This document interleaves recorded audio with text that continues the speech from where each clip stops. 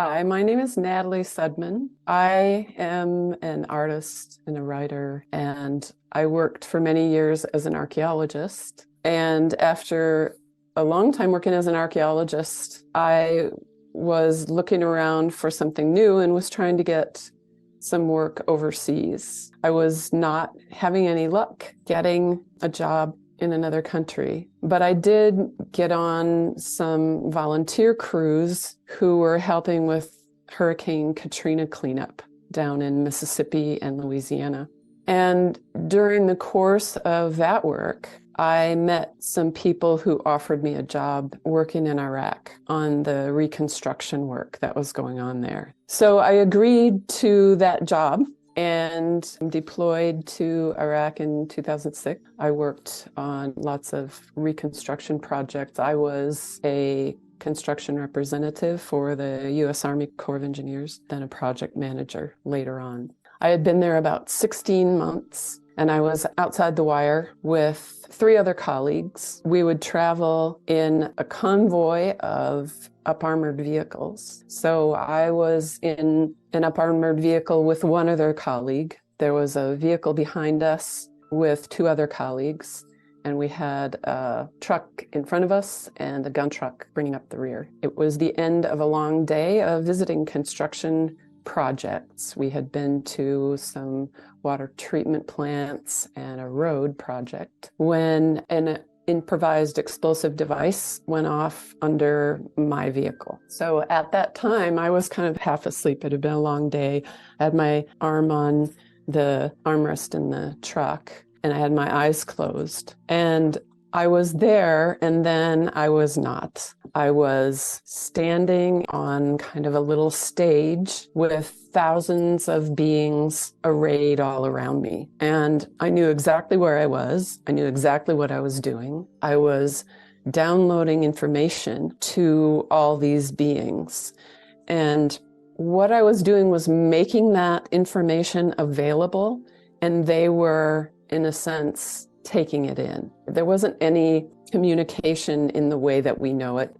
Information transfer happened kind of telepathically, but not in words the way that we think of perhaps telepathic communication. It really was conceptual, and the information was complete. I stood there with a form. I looked exactly as I did in the physical. I was wearing my uniform. And these beings are all around me. I perceived them as if they were human. They had human forms. They seemed to be made of light. Subsequently, later, when I started playing around with memory, I could change the faces of these beings into little monsters or animals or anything else that I wanted to change them into. It suggests to me that my memory of them as human forms, it's some kind of human overlay. It's something that makes me comfortable, that doesn't detract from the experience as a whole. I think that, if they showed up as insects or something, I would be very distracted and maybe not relate to them in the same way, because I had enough of a human mindset maybe still hanging on to this experience at this point. There are other places in my experience where I try to do the same thing. I try to change the faces or change the way the beings that I'm interacting with look, and I can't do it in many instances, which tells me that those memories are accurate. They're true.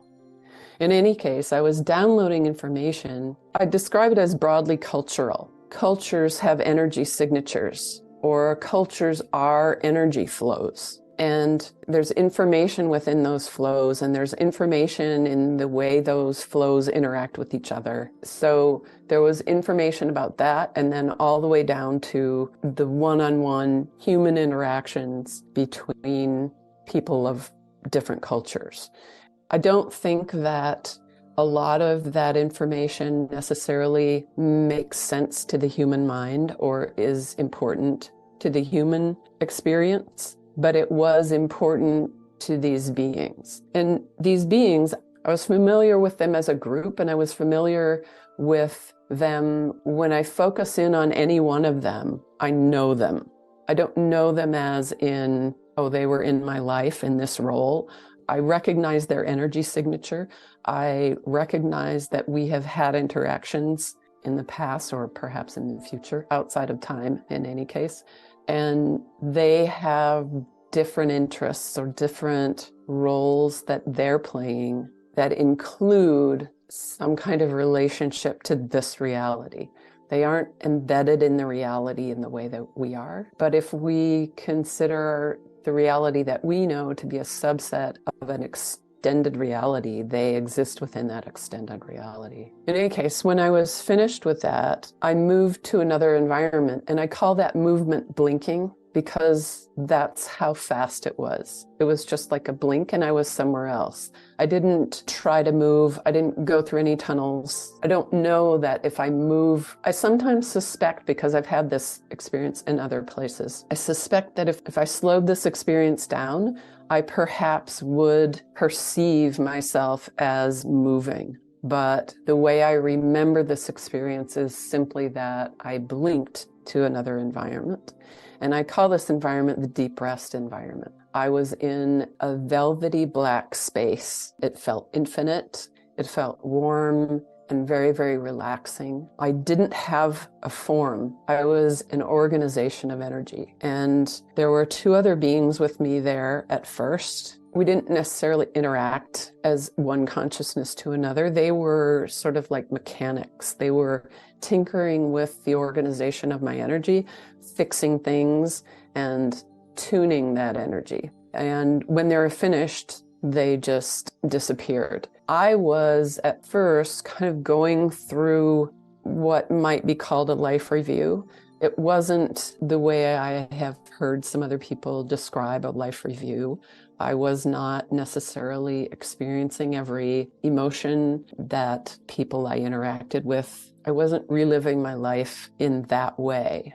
What I was looking for or paying attention to was the places where unexpected things resulted from my actions, choices, or decisions. That interested me. And I was also very interested in fun, not necessarily fun in the sense of margaritas on the beach or party at the bar or whatever. In my vocabulary, I guess, I use fun for a lot of things that are simply really engaging, that engage the skills and interests that I have and that I like to use. So making art is not always easy, or writing is not always easy, but it's always fun for me because it's engaging and I like the process and I like the work. While looking through my life, I was interested in those places. When I was finished with that, I went into a deep rest state, and I described that as like going so deeply inside myself that, in a sense, turn inside out. If you go deeply inside, there comes a point where you, in a sense, become stillness or become infinity. That same infinite space that I felt I was floating in or present in, that velvety black space, was available inside myself as well. And I don't know how long I was in there because there is no time and there's no space in that state. But when I came out, I blinked to another place that I call the healing environment. And in this place, I could see the blown up truck down on the desert. And I could see each of us, 4 people in it, the driver, the guard, my colleague, and I. And I could perceive all of that in the same way that we do as solids. And I could also perceive each of us people as organizations of energy. Actually, the whole scene as an organization of energy. And I was with 2 other people in this beings in this environment. This one and I were old friends. We knew each other very, very well. And not old friends as in they were a friend of mine in the physical world. I don't know that we have known each other in the physical world. I didn't pay any attention to that. I simply, on a spirit level, on a non-physical level, we were very, very familiar with each other. And the other being that was there felt like more of an observer or learning from us, from observing us or something. But this friend and I were doing the equivalent of waving a hand and setting different injuries in my body. We were playing around with the injuries with the intention of deciding what injuries would set me up best for what I wanted to do. Actually, I forgot to say that in that first environment with all the thousands of beings, I had told them that I wasn't going to go back into the body. I wasn't interested. And that was accepted. But they did make a suggestion, say, well, what if you did this? I was like, oh, okay. Well, if I'm going to do that, yeah, I'll go back. So I was easily convinced to go back. In any case, now in the healing environment, I was choosing injuries that would serve what I had agreed to do. And we were having a lot of fun setting those injuries. From that perspective, we weren't preoccupied by pain or discomfort. There was no fear. The perspective that we had from there was really that a human lifetime is not very long, and that sometimes difficult situations can serve valuable ends. If you go to a movie believing that all those actors are really killed in the movie, you're going to have a very, very different experience than if you know that this is a movie, and while it's going, you immerse yourself in it. And when it's over, you stand up and walk out, and all of those actors also stood up and walked away.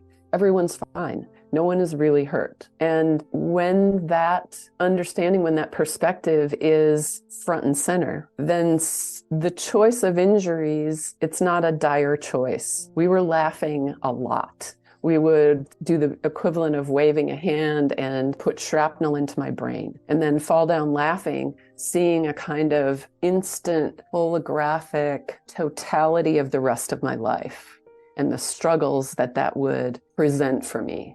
Or we would wave a hand and sever my right arm and fall down laughing, watching this instant totality of the rest of my life, trying to negotiate the world with only one arm. And obviously these things are not funny now, but from that perspective, they were very, very amusing. Eventually, we decided on the injuries. I set those injuries. And then I blinked again back to that large gathering of thousands in order to discuss in more detail what I had agreed to do. And I don't really talk about what I agreed to do, partly because it's mine. It doesn't matter to anyone else. You've all got your things that you're doing. And partly because in our culture, we're enculturated to put things into hierarchies. This thing is more important than that thing. What I'm doing is more valuable than what you're doing. What that homeless person is doing is less valuable than what that business owner is doing. But from the perspective of the non-physical, none of that is true. Whatever I'm doing is valuable. The end. Whatever you're doing is valuable, the end. So there isn't any comparison. There isn't any need for it. When that comparison is absent, then judgment is also absent. So I don't talk about what I agreed to do because I don't want it to be put in that hierarchy. I don't want to encourage anyone to do that. I want to encourage people to notice when they do that. So when I had finished talking with the thousands of beings about what I had agreed to do, then I blinked again, and I was standing next to the truck down on the desert. Everything was suspended. So it's like I was in between time. And I was with 8 or 9 other beings here, and we were all discussing again what I had agreed to do from a different perspective, from a perspective much closer to the human experience. So discussing it with the thousands of beings would be like discussing it from the managerial level. And now standing next to the truck with these 8 or 9 beings, I was discussing what I had agreed to do from the level of the person pounding the nails. It's a much more practical kinds of issues that we were discussing. And when we were finished talking about those things, I blinked, heard a pop, and I was back in the truck. The truck was still rolling down the road. The engine was dead. We were still rolling down the road. The driver turned the wheel and we rolled off the side of the road onto the desert, and the truck stopped. So at that point, I still had my eyes closed. I knew that an improvised explosive device had gone off under our truck. I knew that it was not minor injuries, which happened a surprising amount, that this was going to be serious. And I just thought, well, I'm just going to have to open my eyes and deal with it.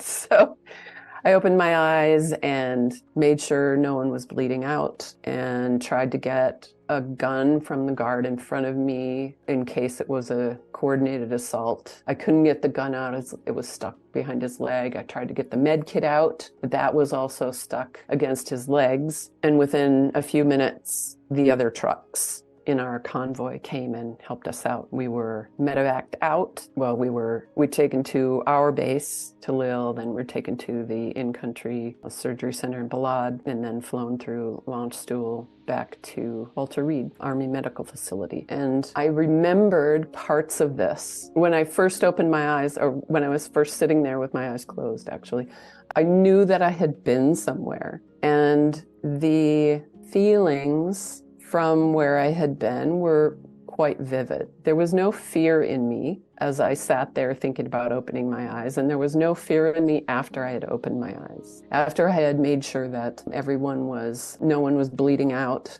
then sat back. I couldn't use my right arm. I didn't really look at it. I just knew it didn't work. I couldn't see out of this eye, so I was just holding my hand over my eye and waiting for the rest of the team to get to us. I was just looking out the window, wondering if I would be able to see out of this eye again. And I thought, oh, I really want to be able to see out of this eye. But then I thought, what if I can't see out of this eye, I can see other worlds more clearly? And I got really, really excited about that, which is I attribute to that same perspective that I had during the healing environment when I was trying on different injuries. There was simply no fear. I wasn't afraid of what the rest of my life would look like. I wasn't afraid of the pain or rehab, or I wasn't filling in the blanks of the future. I was in the single moment, and I was wondering about things. I was wondering about things in a way that made any experience interesting. I've never had one eye before. I wonder what this will be like. It was something new. And I had lots of those moments, certainly over the next month that I spent as an inpatient at Walter Reed, and more incidents like that over the next couple years as an outpatient at Walter Reed. I think that the experience really informed the way that I thought about my injuries. Certainly knowing that I was the one who chose them changed the way that I approached them and the way that I thought about them. If they were injuries that I chose, there's no one to blame. There's no one to be angry with.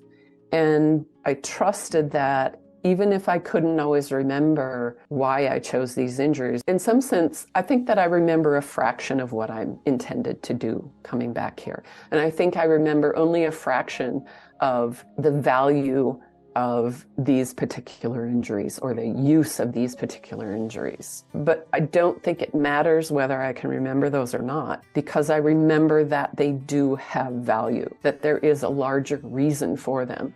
And in that larger reason, trusting that in myself makes these injuries simply another experience available for me, an opportunity available for me in this lifetime.